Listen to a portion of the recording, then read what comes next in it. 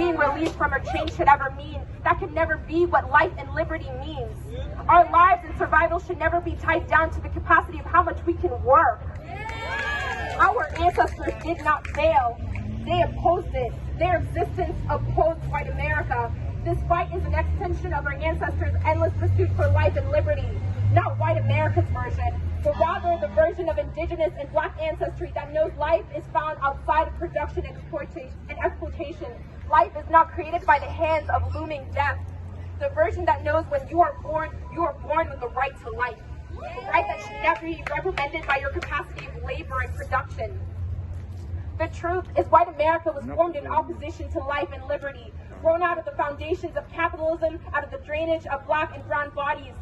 Ironically, it was instead black America that grew out of the true meaning of the pursuit of life, liberty, and happiness.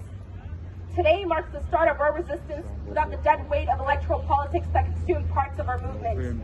Today marks not violent, bomb-dropping, gun-slinging resistance, but rather resistance against poverty, against white supremacy, and against the cishet patriarchy. Regardless of our fight for peace that will be fought for violently, the oppressors will make us appear as the oppressed. They'll paint the villains against they will paint us as the villains against the value of American democracy. They will hate that we cannot tolerate our hate. They will hate that they cannot control us regardless of their monopoly on violence. They will fail to understand that you cannot protect life and liberty under the cloak of violence and persecution, which has defined the black experience. We see through that shit.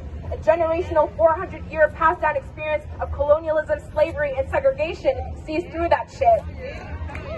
We are not unfamiliar with the violence we will face as the result of us resisting our oppression. Any violence that will likely happen will not be incited by us. It will be brought by the state's unwillingness to give us the rights we deserve.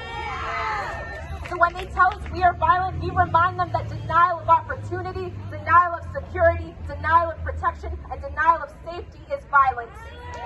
That violence is the brutalizations of black and brown bodies for existing in opposition of whiteness.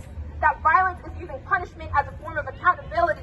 Violence is the war on drugs, the war in Vietnam, on Afghanistan, on Iraq, and on the hundreds of nations filled with black and brown bodies up for the taking by the United States imperialism. Violence is the given right that officers have to kill and beat us under qualified immunity. Violence is creating the conditions for poverty and doing nothing about it. You see, violence, we remind them, is a creation of the state, not the people. It is them, not us, that made being black in America a violent experience. That if fighting for our lives, if continuing our ancestors' dreams, their endless pursuit for freedom, fighting for the black and indigenous meaning of life, liberty, and happiness, which is our right to be entitled to, means violence, then yes, if we have to, we will be violent. Because my dreams, my existence, and my resistance is bigger than your property, your right, and every other change you have created. So regardless of what you bring us, Joe Biden, Kamala Harris, Nancy Pelosi, Mitch McConnell, Governor Baker, Stephen DeLeo, and all of the U.S. imperial empire, know that my people are freedom fighters until the fight continues.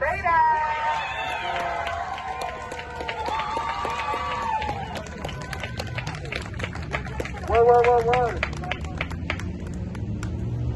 All right, give it up one more time for that. Yeah, give it up one more time for that. So, I'm not sure if Sophia is here. We have a comrade who's been arrested, not at this demonstration, but at another demonstration. We wanted to share that information so that we can give this person all the support that we can, right? I'm not sure if folks know that November 2nd was Assata Shakur Liberation Day.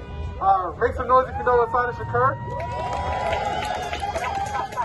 Well, Assata Shakur was a Black Liberation Army member of the Black Panther Party, and on 1979, on November 2nd, she was liberated by her comrades, right?